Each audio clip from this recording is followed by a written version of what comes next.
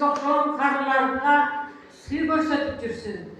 Gelecek ölümü ölsün, özü ölsün, bilimle alaversin. Allah'a şükür, şularga bilim verip, uşulardan her bir talantın koyup atkanlarga. Buralı, yaratkan Allah oldasın. En değerlisi den soluk, ömür, bak, ıntımak olsun. Eğer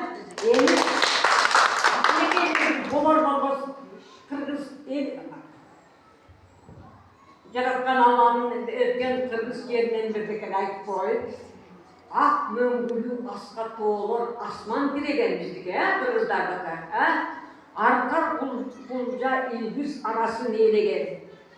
Asfaldında bağlı sır yatar, altın gümüş, epsiz ken yatar.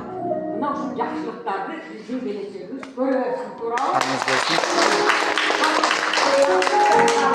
Bağırlarına yerine gidip neler var, muhaliflerine kopturun bize, rahmatlarına.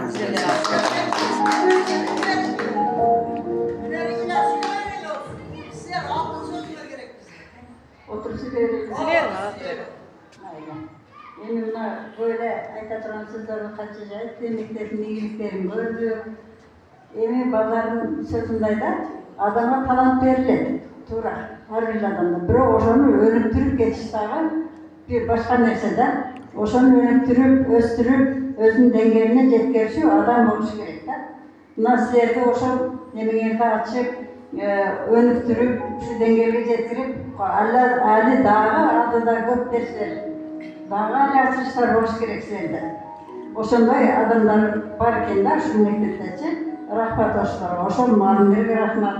Tazim bizden oşon malımlarga, rahmat sizlerge.